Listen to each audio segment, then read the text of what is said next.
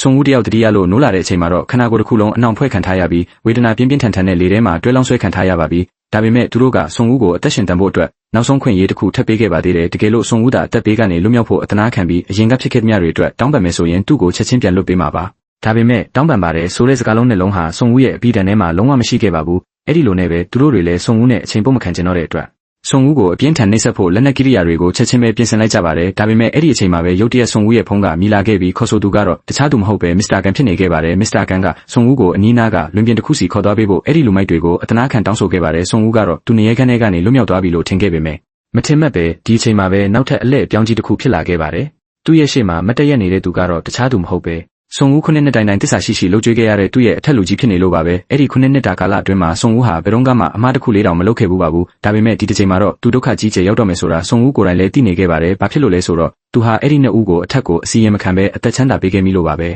ဒီအမှားတစ်ခုကြောင့်ပဲဆွန်ဦးတယောက်အခုလိုကြီးမားတဲ့ပေးဆက်မှုကိုလုပ်ရလိမ့်မယ်လို့မထင်မှတ်ခဲ့မိပါဘူးတကယ်လို့တာမန်လူတယောက်ဆိုရင်တော့ဒီလိုဆိုရတဲ့ညှဉ်းပန်းနှိပ်စက်မှုတွေကြားထဲကနေအသက်ရှင်ဖို့လုံးဝဖြစ်နိုင်မှာမဟုတ်ပါဘူးဒါပေမဲ့ကောင်းကင်ဘုံကတော့ချီးကျူးရလောက်တဲ့ပြင်းထန်တဲ့စိတ်သက်ခွန်အားကြောင့်ဆွန်ဦးဟာအသက်ဘေးကနေမတည်မလဲရုန်းကန်လွတ်မြောက်လာနိုင်ခဲ့ပါတယ်ဒီအချိန်မှာပဲမစ္စတာကန်ရဲ့လက်အောက်ငယ်သားကလည်းဒီမြင်ကွင်းတစ်ခုလုံးကိုကိုယ်တိုင်မြင်တွေ့သွားခဲ့ပါတယ်သူကဆွန်ဦးရဲ့အဲ့ဒီလိုစိတ်တကြံ့ခိုင်မှုကိုလေးစားမိသွားတဲ့အတွက်ဆွန်ဦးကိုအမားပြင်ဖို့နောက်ဆုံးခွင့်ရေးတစ်ခုပေးချင်ခဲ့ပါတယ်ဒါကြောင့်သူကဆွန်ဦးကိုစိတ်ကြည်သွားအောင်အဝတ်စားတွေလဲလှယ်တန့်စင်ပေးခဲ့ပြီးဆက်သွယ်ဖို့အတွက်ဖုန်းတစ်လုံးပေးခဲ့ပါတယ်ဆွန်ဦးအနေနဲ့သူ့ရဲ့အထက်လူကြီးမစ္စတာကန်စီဖုန်းဆက်ပြီးအမှန်တရားအလုံးကိုဖွင့်ပြောလိုက်ရုံနဲ့တင်သူ့ကိုဘာပြစ်မှမပေးဘဲချက်ချင်းလွတ်ပေးမှဖြစ်ပါတယ်ဒါပေမဲ့ဆွန်ဦးကကောင်းကောင်းသိနေပါတယ်တကယ်လို့သာသူကဟီဆူးအပေါ်မှာတန်ရောစင်ရှိနေပါတယ်လို့ဝန်ခံလိုက်ရင်သူကိုယ်တိုင်တရားမှာတင်မကပဲဟီဆူးပါအဲ့ဒီလိုဝမ်းနည်းစရာကံကြမ္မာဆိုးနဲ့ရင်ဆိုင်ရမှာဖြစ်ပါတယ်